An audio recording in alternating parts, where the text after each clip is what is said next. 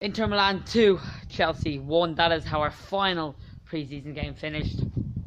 Massive talking point of this game was the referees.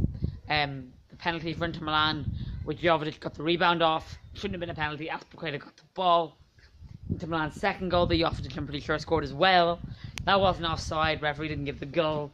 But Schwoi, when we equalised, equalised for 2-2, was not offside either. So the referees were getting a lot of harsh criticism on social media. My stance on the penalty Azpilicueta supposedly gave away, just no Ella Pinel.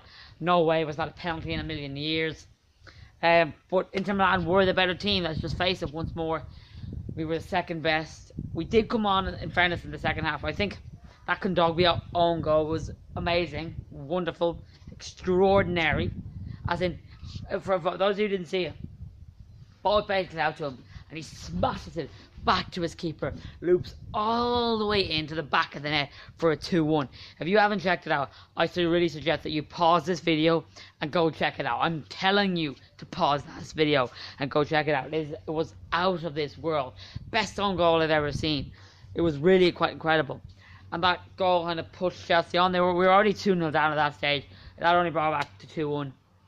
But it put us really into a better position than we were already in. But it didn't work out in the end. We ended up still losing 2-1 to Inter Milan. But Inter Milan were great. The only players I really thought did well for Chelsea today were Michy Batshuayi. He got most of the game. He came off in the past couple of minutes. But he was unlucky to stamp his authority on the game because his goal was taken away from him. And he really was pushing at the Inter Milan back line. Boga came on when he came on, did quite well for us once more. Boga had an excellent pre-season tour out in Singapore.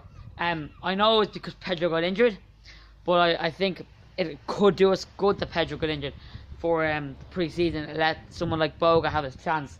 I still think I would 100% still start Pedro over Boga, but to have someone like Boga in the squad to back up the bases of the players, the main bulk of the players that we will be using for the Champions League and the FA Cup and the Premier League. We'll have squad players, we'll have players that can rotate in when players are tired instead. Like last season, we just have to keep pushing with the bare minimum. Charlie Massona was class as well. He really caused Inter Milan some problems when he came on. Just destroyed them down the right hand side. Was really bombing it. I really enjoyed watching him play. According to the wise Chalice, Odin Johnson, he really did quite well last season with Betis. I didn't really see much of him, but it looked like he's had a good pre-season, as in he's been training well.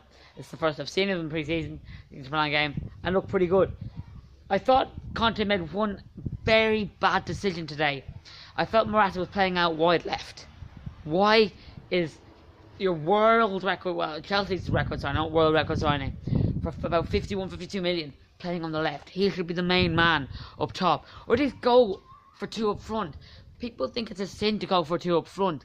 Bowes went for two up front last night, and they went out and won the fucking derby in Tala, which they hadn't done since 2012. So I can't understand why people won't go for two up front. Two up front isn't a bad idea. It's not like if you go two up front, you're automatically going to lose the game. It causes the back four more problems. Instead of going maybe 4 against 2 or 3 against 1, it's 3v2 or 4v2, and it causes the back four much more problems than just the one. I think that was a tactical error by Conte.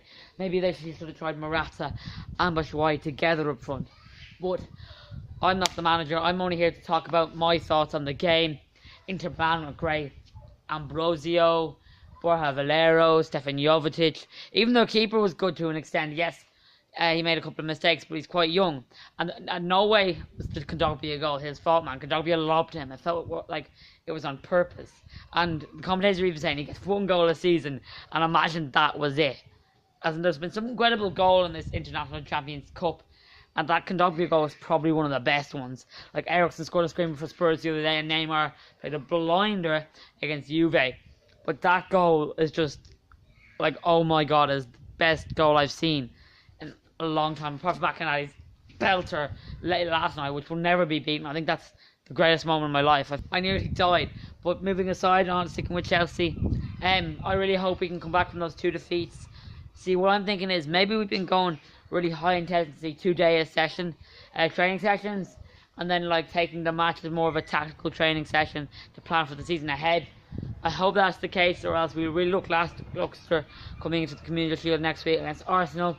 Guys, this has been my review of the Inter Milan game. If you liked it, give it a thumbs up, share it around social media, and I'll see you next time.